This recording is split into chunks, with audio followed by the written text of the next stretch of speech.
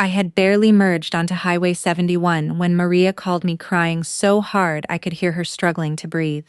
"Ma'am," she whispered, "don't go home. Pull over and check the cameras." I felt my hands tighten around the steering wheel. "What happened? Please, just look." There are moments when your body understands danger before your mind does. Mine did then. I took the next exit, pulled into the parking lot of a closed barbecue place, and stopped beneath a faded sign advertising brisket by the pound. My in-laws had been inside Austin Bergstrom Airport less than 20 minutes earlier, smiling beside their matching blue suitcases. They were headed to Seattle, supposedly, before boarding an Alaskan cruise. My mother-in-law Judith had hugged me longer than usual. "Take care of yourself, Rachel," she'd said. At the time, I thought she was being kind. I was 44 years old, a captain in the United States Army, and stationed at Fort Cavazos. I had spent 22 years learning how to stay calm when plans fell apart. I had handled convoy delays, missing equipment, and young soldiers calling home with bad news.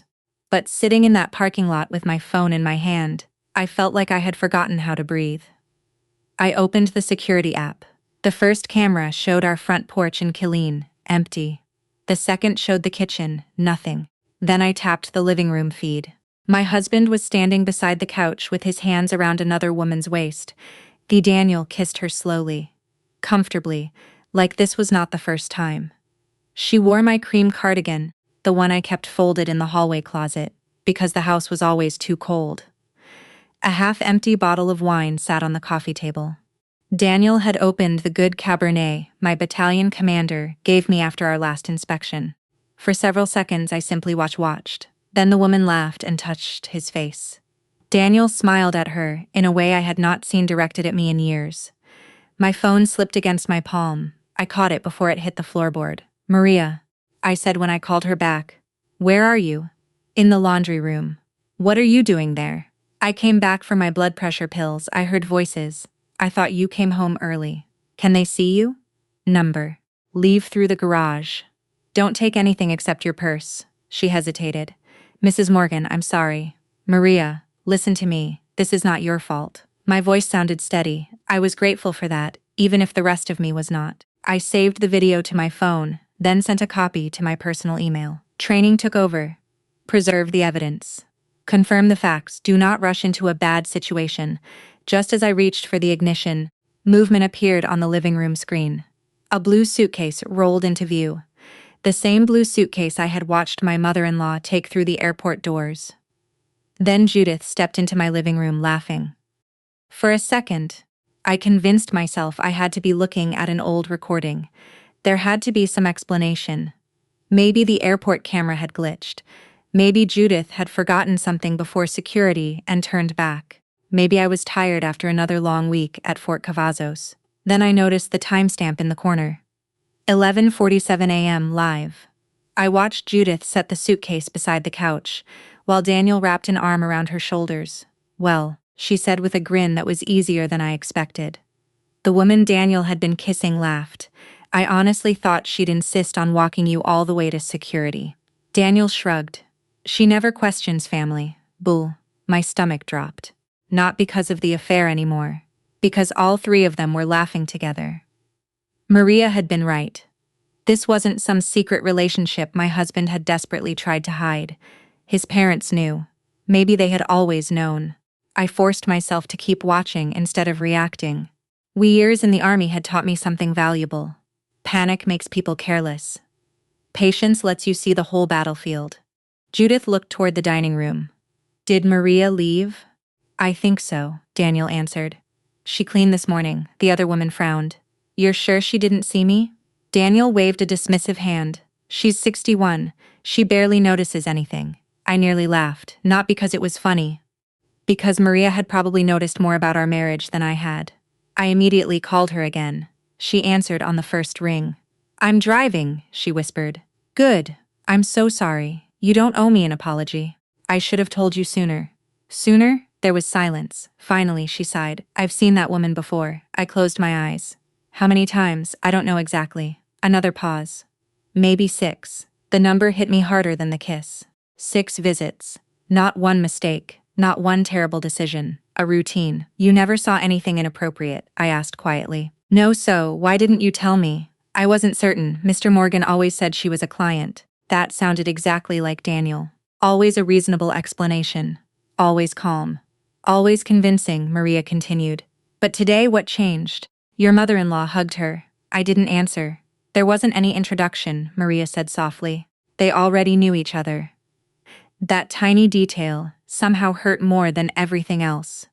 Judith hadn't accidentally discovered the affair. She had welcomed it. I disconnected and replayed the footage from the beginning. This time I wasn't watching Daniel. I was studying the room. Coffee cups, 3 of them. A bakery box from Shipley Donuts. Fresh. Someone had planned this morning. Then I noticed another camera angle. The driveway. At exactly 11:39 a.m., a black SUV pulled in. Judith and Harold stepped out. No rideshare, no airport shuttle. Harold opened the trunk. Instead of luggage for a 2-week cruise, there were only 2 small carry-on bags. The large blue suitcase had been empty. A prop. They had never intended to leave Texas. I zoomed in until the picture became grainy. Harold shook Daniel's hand. Then he hugged the other woman. Not politely, like family. A memory surfaced without warning. 3 months earlier, Judith had canceled Sunday dinner because she and Harold were spending the weekend in Waco. Daniel hadn't gone with me to church that morning. He claimed he had an important client meeting. I suddenly wondered if they had all spent that weekend together. How many holidays? How many birthdays? How many times had I walked into a room after everyone had already stopped talking?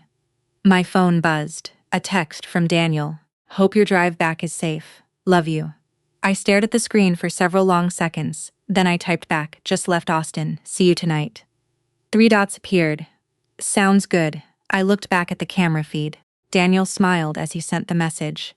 Then he kissed the woman again, and a few seconds later, Judith walked over carrying a thick manila envelope. Across the front, written in black marker, was one word: attorney. I sat in my truck for another 10 minutes without turning the engine back on. The July sun beat against the windshield, and the air conditioner struggled to keep up. Around me, people came and went from the barbecue restaurant as if it were any other Tuesday. A retired couple climbed into an RV. A father helped his little granddaughter into a pickup truck. Normal life carried on. Mine had quietly fallen apart. I took one slow breath and called my battalion executive officer. Sir, this is Captain Morgan. Rachel, you headed back yet? I'm running into a family emergency. I'll make the briefing remotely, if that's acceptable. There was a brief pause. You've never asked for special treatment. Take care of your family. Thank you, sir. I hung up and immediately called Linda Brooks, the divorce attorney a fellow officer had once recommended, after going through a difficult custody battle. Her receptionist answered, I'm sorry, Ms. Brooks is booked all afternoon. It's urgent. What kind of urgent? I looked back at my phone. My husband doesn't know I've discovered something. Within 30 seconds, the receptionist came back. Ms. Brooks can see you at 2 Leisure. I finally started the truck and drove toward Austin instead of Killeen. Linda's office overlooked Lady Bird Lake. She was probably in her early 60s, calm, neatly dressed, and carried herself with the confidence of someone who had seen every kind of divorce imaginable. She listened without interrupting while I showed her the camera footage. When Daniel kissed the woman, Linda didn't react. When Judith walked into the house, she simply folded her hands. When the manila envelope appeared, she leaned forward. Pause it. I froze the image. Can you zoom in? I enlarged the frame until the writing blurred. Still readable. Attorney. Linda nodded slowly. They're organized. You mean the affair? No. She looked directly at me. I mean whatever they're planning. That sentence landed harder than I expected. She wasn't interested in the cheating. She was interested in the preparation. Linda handed me a yellow legal pad. I want you to think like an investigator. Okay. Not like a wife. That one hurt. Together we began making a timeline. When had Daniel started working late? When had our bank statements stopped arriving by mail? When had Judith suddenly become interested in helping organize our financial paperwork? One memory after another surfaced. About 6 months earlier, Daniel had insisted on switching everything to paperless billing. It'll save clutter, he'd said. I had agreed without thinking. Another memory. Judith had volunteered to keep copies of our house documents inside her fireproof safe because older homes sometimes have electrical fires. At the time, it sounded thoughtful. Now it sounded calculated. Linda circled both events. They were building something. Before leaving, Linda gave me one instruction. Don't confront anyone. Don't think I can pretend you have to. She slid a business card across the desk. If they're preparing for divorce, they'll expect anger. What won't they expect? A patient woman collecting evidence. Driving back toward Killeen, I stopped for coffee at a Buc-ee's. Normally, I loved wandering through the aisles picking up beef jerky or pecan pralines for soldiers in my office. That afternoon, I barely tasted the coffee. My phone buzzed. Daniel. Hey babe, he said cheerfully. How's the drive? Fine. You still coming home for dinner? I should be. Mom and Dad just landed. I nearly laughed. Landed already? Yeah. Flight was early. The lie came so naturally. No hesitation, no stumble, nothing. After we hung up, I pulled into a quiet parking space and reopened the driveway footage. The timestamp was unmistakable. At 11:39 a.m., my in-laws had walked into my house. At 11:52 a.m., Daniel had texted me that they were boarding. Now, barely 2 hours later, he claimed they'd already landed. 3 impossible stories. 1 confident liar. I started the truck again. Then another thought hit me. If Daniel was willing to lie this casually about something I could eventually verify, what else had he already hidden? That evening, after logging into our joint investment account for the first time in months, I found my answer. Nearly $186,000 was gone. I stared at the screen until the numbers stopped looking real. $186,247. That was how much had disappeared from one of our joint investment accounts. Not withdrawn all at once. Transferred, small amounts over nearly 8 months. $10,000 here. $15,000 there. $25,000 after Christmas. Each transaction had a bland description like portfolio adjustment or asset reallocation. If I hadn't been looking for trouble, I probably never would have questioned any of it. I took screenshots of every page before logging out. Then I sat at my kitchen table listening. The house was quiet. Daniel was upstairs taking a shower, humming to himself. Just an hour earlier, he had kissed me on the forehead and asked if I wanted grilled salmon for dinner. I had smiled. That sounds nice. The words tasted like cardboard. For 18 years, I had believed I knew this man better than anyone. Now, I wasn't sure I had ever really known him at all. The next morning, I drove back to Austin before reporting to Fort Cavazos. Linda already had a legal assistant waiting with a checklist. Today, she said, we collect facts. Feelings can wait. It sounded cold. Oddly enough, it helped.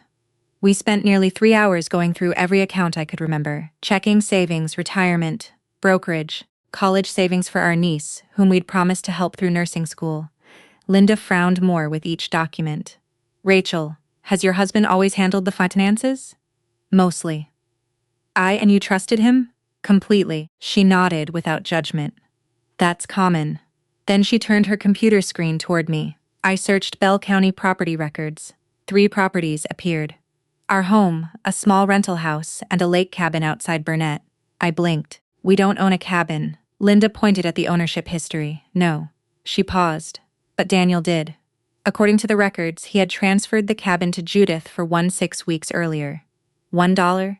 I actually laughed, not because it was funny, because it was so absurd. You don't sell a lake house for $1. No, Linda agreed, you hide it. That afternoon I met Maria at a small cafe in Harker Heights.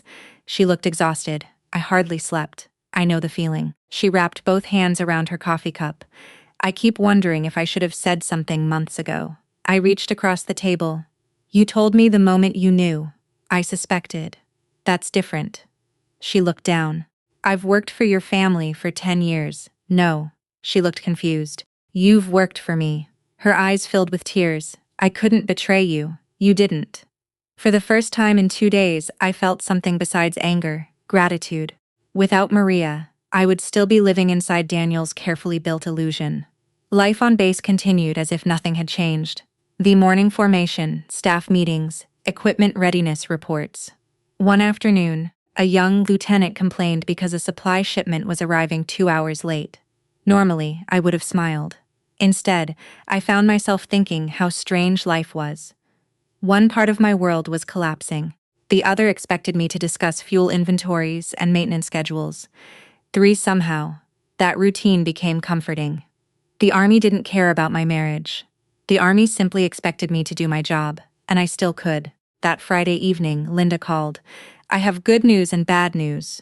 I'll take the bad first. I believe Daniel intends to file for divorce. I wasn't surprised. And the good? He's already chosen the timing. What do you mean? He isn't planning to serve you now. A chill ran through me. Linda continued. He's waiting until after your 6-week training deployment to Fort Irwin next month. I closed my eyes. Of course, he wanted me hundreds of miles away while he emptied the house. He thought distance would leave me too overwhelmed to fight back. Linda's voice softened. Rachel. Yes, I don't think he realizes you've already changed the game. I looked out the office window toward the parade field. Neither did I, but I intended to. For the next 2 weeks, I lived 2 different lives. At home, I smiled over dinner, folded laundry beside Daniel, and listened as he complained about traffic, clients, and the Texas heat. We watched old episodes of Blue Bloods in the evenings like we always had. Sometimes he'd reach for my hand. I let him. Not because I'd forgiven him, because I needed him to keep believing I knew nothing. During the day, though, I was building a timeline with Linda. Every receipt, every property record, every bank transfer, every lie. It felt less like preparing for a divorce, and more like putting together a 1,000-piece puzzle without the picture on the box.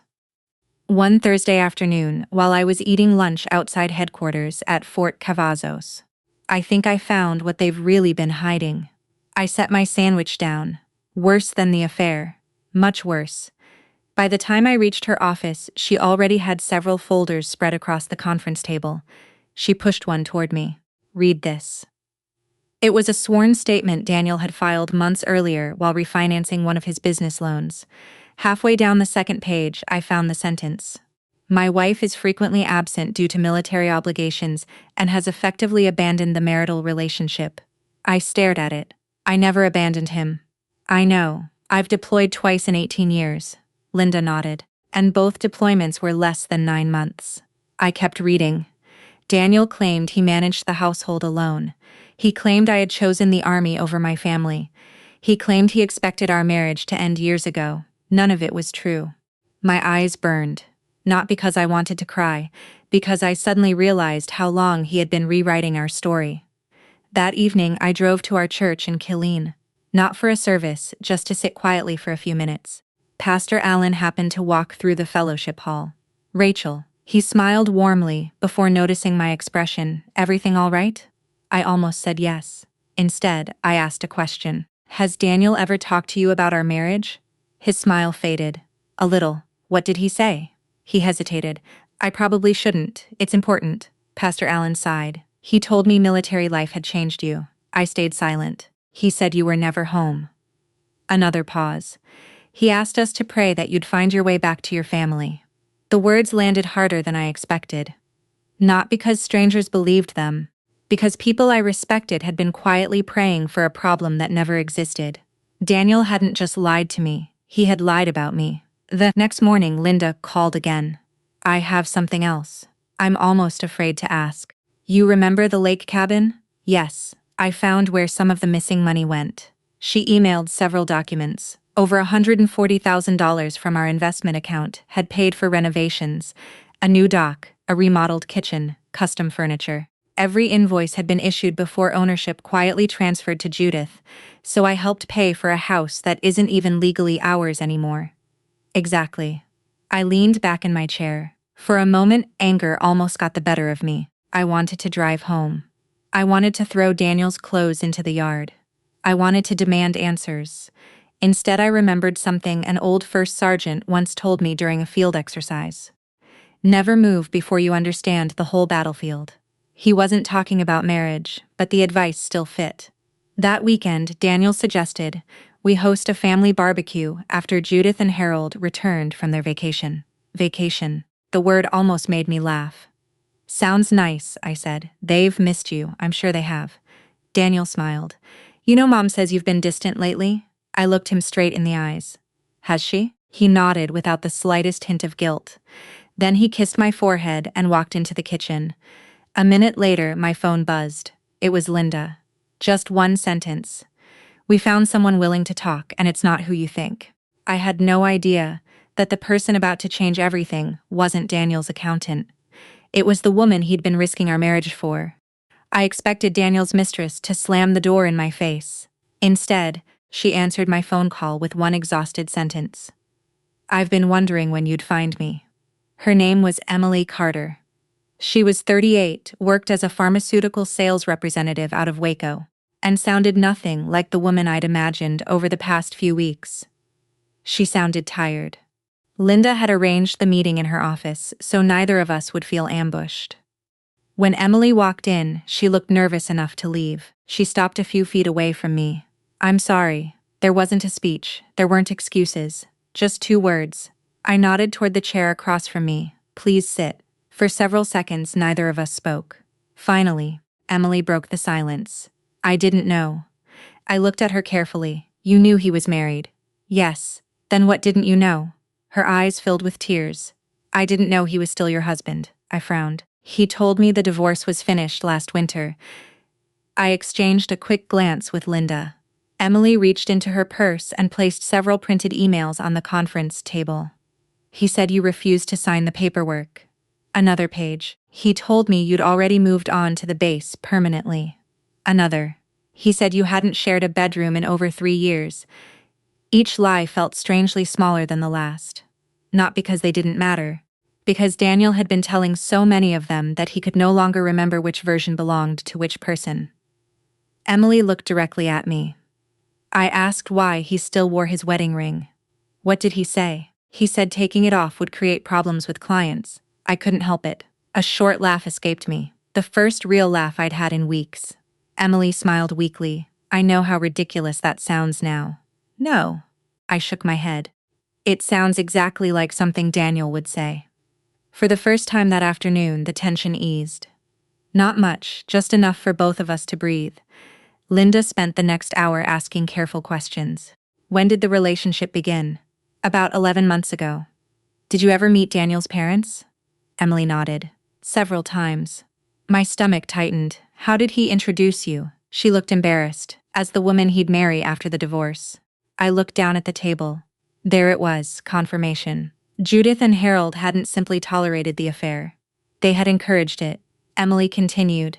"They invited me to Thanksgiving." I slowly lifted my head. "Thanksgiving? I thought you were visiting relatives last Thanksgiving." I'd spent 4 days at Fort Bliss, helping coordinate emergency logistics after severe flooding in West Texas. Daniel had told me his parents decided to keep the holiday small because everyone was tired. Instead, they'd celebrated with her. As painful as the conversation was, something unexpected happened. I stopped seeing Emily as my enemy. She had believed a different set of lies than I had.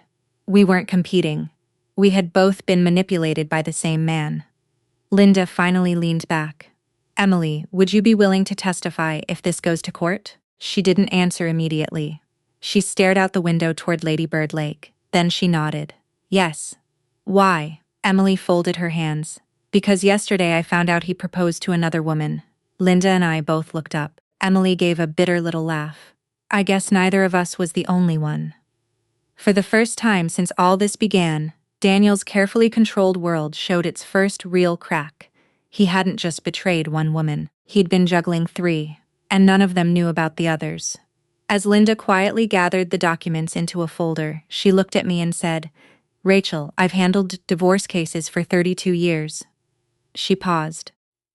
"I've never seen someone destroy his own case this thoroughly." If someone had told me a month earlier that I'd be sitting in the same room with my husband's mistress, sharing coffee and comparing notes, I would have thought they were out of their mind. Life has a strange sense of humor. By early August, Linda had scheduled Daniel's deposition. It wasn't the trial yet, just sworn testimony before both attorneys. Still, every answer would matter. Linda had one instruction for me. "Say as little as possible." I can do that. I know you can. That's why I'm counting on it. The deposition took place in a plain conference room in downtown Austin. Fluorescent lights buzzed overhead. A court reporter sat quietly in one corner, her fingers already resting on the stenotype machine. Daniel walked in wearing his favorite navy sport coat, the one I'd bought him for our 15th anniversary. He smiled as if we were meeting for lunch. "Rachel, Daniel." He pulled out a chair across from me. "You look good. I've been sleeping better." That caught him off guard, for just a second. Then his smile returned. His attorney began with routine questions: marriage, employment, income, property. Daniel answered smoothly. He'd obviously rehearsed. Then Linda stood. "Mr. Morgan, when did your relationship with Emily Carter begin?" Daniel barely blinked. "I don't know anyone by that name." Linda didn't react. She simply slid a color photograph across the table. It showed Daniel and Emily walking hand in hand through the farmer's market in Georgetown. The timestamp was from 10 months earlier. Daniel cleared his throat. "She's a business acquaintance?" Linda placed another photograph beside it. Dinner at a steakhouse in Round Rock. Another. A weekend at Lake Travis. Another. Daniel kissing Emily outside a hotel. His attorney rubbed his forehead. Daniel shifted in his chair. "I may have socialized with her." Linda nodded politely, while telling her your divorce had already been finalized. "I never said that." Without a word, Linda pressed a button on a small speaker. Emily's recorded voice filled the room. "Daniel told me the divorce was finished before Christmas." Then Daniel's own voice answered. "I know, I just haven't taken the ring off yet." The room went silent. His attorney slowly closed his legal pad. The questions continued. "Did you transfer ownership of the Burnett County cabin to your mother?" "Yes, for $1. It was a gift." "Were marital funds used to renovate that property?" "I don't recall." Linda handed him 6 invoices totaling more than $140,000. Each carried his electronic signature. Again, "I don't recall." The court reporter never looked up. She simply kept typing. Then came the moment none of us expected. Linda asked one simple question. "Mr. Morgan, how many romantic relationships were you involved in during the past year?" Daniel sighed dramatically. "My private life isn't relevant. It is today." He glanced toward me, then toward his attorney. "Finally," he answered. "One." At that exact moment, the conference room door opened. Emily walked in. Daniel's face turned completely white. "I was asked to wait outside until now," she said calmly. She looked at him for several long seconds. Then she asked the question I'd been wondering myself. "Daniel." Her voice was steady. "Which one of us were you planning to marry?" Daniel opened his mouth. Nothing came out. Emily smiled sadly. "You told me Rachel was gone." She looked at me. "I'm sorry." Then she looked back at Daniel. "And last week I learned you proposed to another woman in Dallas." His attorney dropped his pen. Even the court reporter paused, for the first time all morning. Daniel finally whispered one word. But there was nothing left to say. For the first time since this nightmare had begun, the man who always had an explanation had run out of lies. The divorce hearing was scheduled for a Wednesday morning in early September at the Bell County Courthouse in Belton. I woke before dawn just like I always did on duty days. For a few minutes I sat on the edge of my bed, listening to the quiet house. It felt strange, knowing this would probably be the last morning Daniel and I would ever spend under the same roof. Not because I wanted him to stay, because I never imagined 18 years of marriage would end inside a courtroom.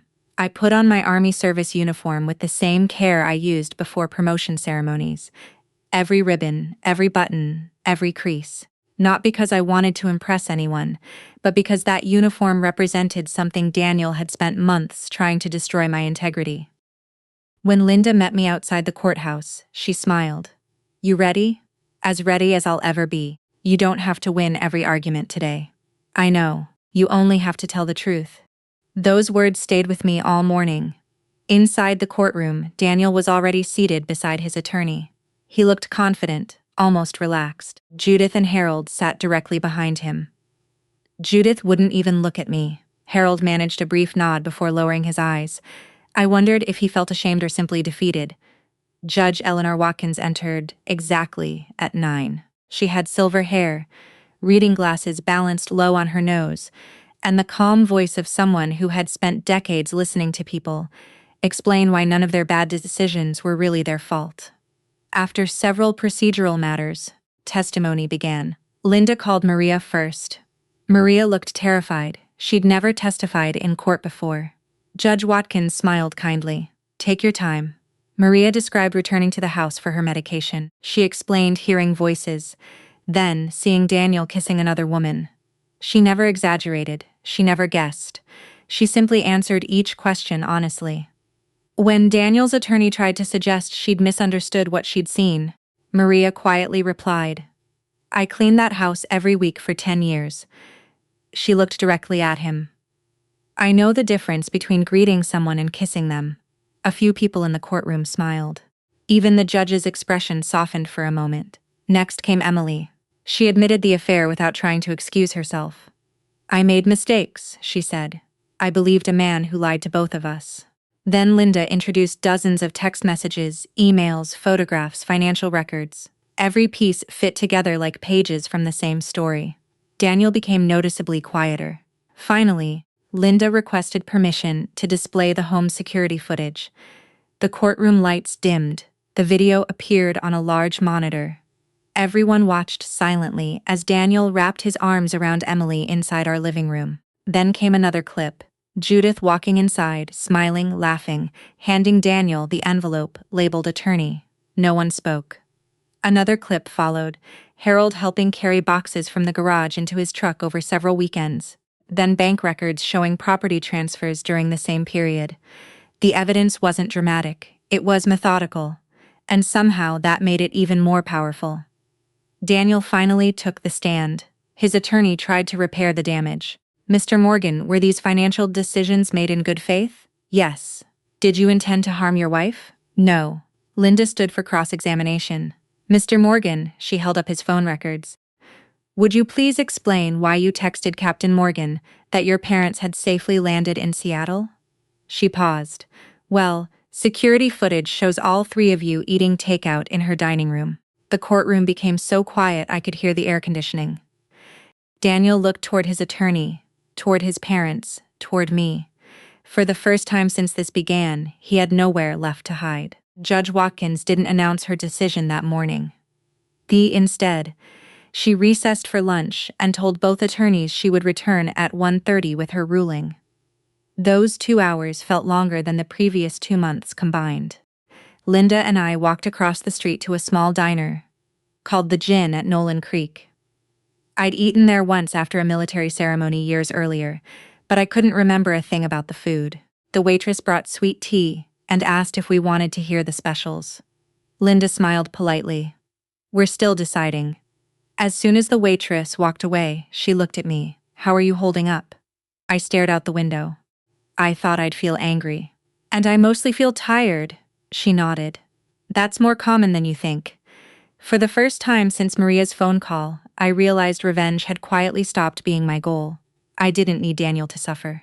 I needed the truth to matter. That was different. When court resumed, every seat in the gallery was occupied. Word had spread through the courthouse that this wasn't just another divorce case.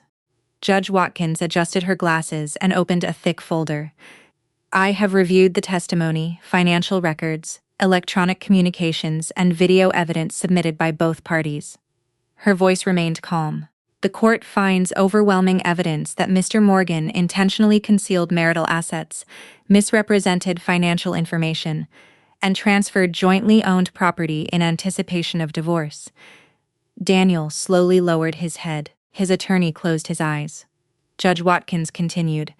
The transfer of the Burnett County property to Judith Morgan for $1 is declared a fraudulent conveyance. Judith gasped. The judge didn't even look up. Ownership will immediately revert to the marital estate pending final distribution. Linda quietly squeezed my hand beneath the table. The ruling continued for nearly 20 minutes. Every hidden transaction was addressed. Every unexplained transfer, every attempt to move money beyond my reach. The judge ordered Daniel to reimburse the missing investment funds, including the money spent renovating the lake cabin. She awarded me the marital home in Killeen. Daniel would keep his financial planning business, but only after paying a substantial equalization settlement and covering most of the legal fees because of his misconduct during discovery. Then came something I hadn't expected. Judge Watkins looked directly at Daniel. Marriage sometimes fails. She paused. Dishonesty is what turned this case into something far more serious. No one spoke, not even Daniel. Outside the courthouse, the Texas heat hit us like an oven. Daniel hurried toward the parking lot without saying a word. Judith called after him. He kept walking. Harold lingered behind. For a moment I considered leaving. Instead I waited. He slowly approached me. "I owe you an apology." His shoulders looked smaller than I remembered. "I should have stopped this." I didn't answer. I told myself it wasn't my business. He looked toward the courthouse. It became my business the day I stayed quiet. I believed he meant it, but some apologies arrived too late to repair what's broken. "I hope you find peace, Harold." He nodded once. "So do I." Then he walked away.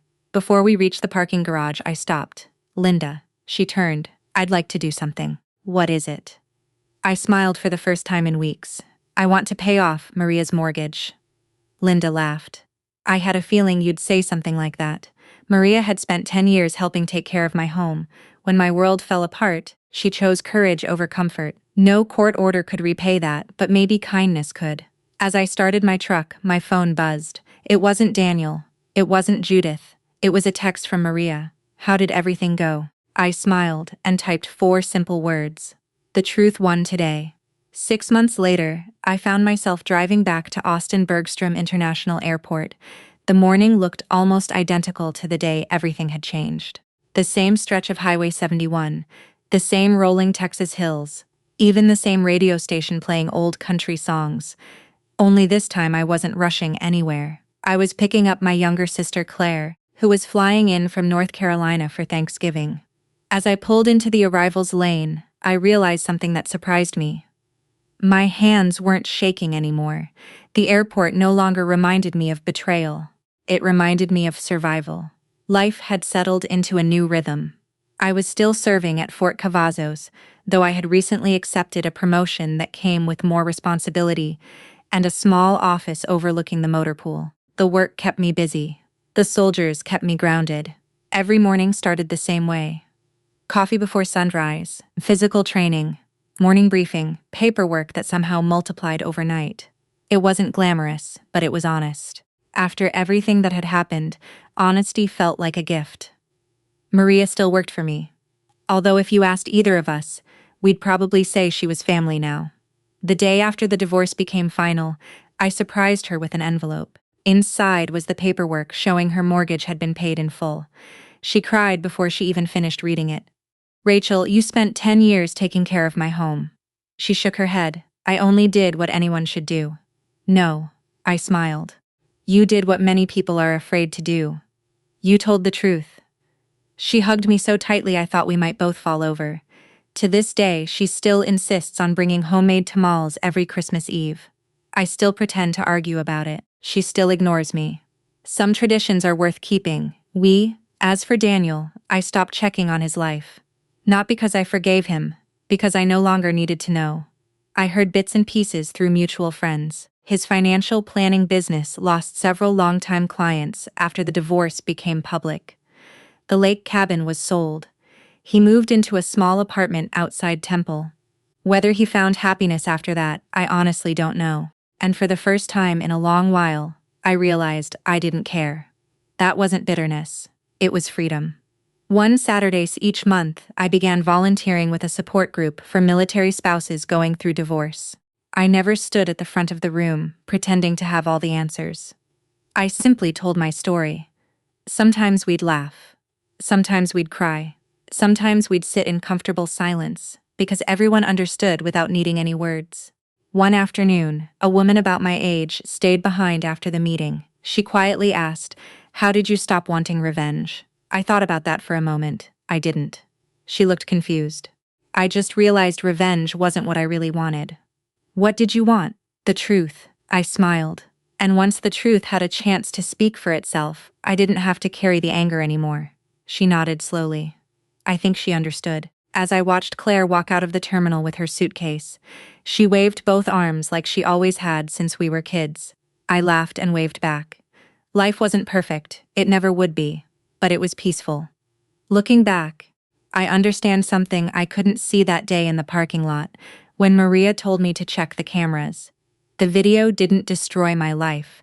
It revealed the truth before even more years were lost. Sometimes the hardest moments become the ones that quietly set us free. If you've ever had a moment when the truth changed the direction of your life, I'd love to hear your story in the comments. Thank you for spending this time with me today.